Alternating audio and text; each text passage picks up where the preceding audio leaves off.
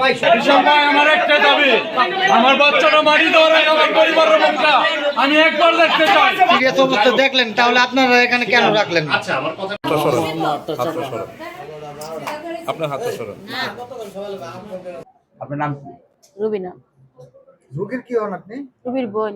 আপনি যখন হসপিটালে আপনার বোনকে নিয়ে আসছেন, হ্যাঁ। তখন কি বাচ্চা বের হয়েছিল? না না, বাচ্চার কোনো মাথায় বেড়ে নাকি। তখন কি এই যে ডাক্তার আপনাদেরকে মানে বলছিল যে বাচ্চার হার্টবিট চলে না? তখন বলে, পরে বলছি। ভাই, এই রোগীর রেখে আপনি নিয়ে আসছেন হসপিটালে? জি। হ্যাঁ, যে রোগী যখন আপনি হসপিটালে নিয়ে আসলেন, তখন কি ডাক্তার কিছু বলতে যে রোগীর অবস্থা খারাপ বা ভালো, বা এখানে রাখবেন না অন্য কোথাও নিয়ে যান, এরকম কিছু বলতে? রোগীর সাথে প্রথমে মহিলারা ঢুকছে, তারা ভিতরে ঢুকাইছে রোগী। ঢুকানোর পর আমি আসছি, আমার সাথে কথা বলছে রোগী সিরিয়াস, বাচ্চা রোগী দুজন সিরিয়াস, আপনি সই দিলে আমরা ধরবো। এখন আমার বলছে যে সই দিতে, আমি বলছে আগে বলছে যে তার স্বামী কোথায়, আমাকে স্বামী আসে না, আসতে দেরি হইতেছে। এখন এরা বলতেছে তাড়াতাড়ি করা লাগবে, তাই আমি সই দিচ্ছি। সই দেওয়ার পরে এর আগে বলছে যেন রোগীর সিজার করা যাইতো না, মানে নর্মাল করতে পারলে তো করলো, নাহলে সাইড সিজার করা লাগবে। সাইড সিজার করলে 10,000 টাকা, আর সাইড সিজার না করা লাগলে 8,000 টাকা।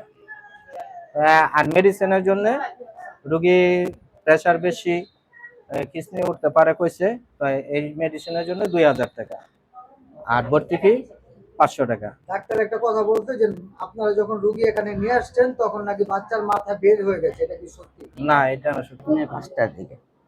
5টার দিকে নিয়ে আইছি এই জায়গায়, ওই যে মাই আইসে আমি আইছি, খোলা সাইন দিছে, বলছে জামাই যখন আসে নাই, জামাই লিগে অনেক অপেক্ষা করছেন, তা মাইয়ে খোলা সাইন দিছে। তারপরে ডেলিভারি করতে হেরান স্যার আবার কইছে যে যে জামাই দরকার, জামাই আসে নাই কে, আমি জামাই তো আইতে পারে নাই, দূর।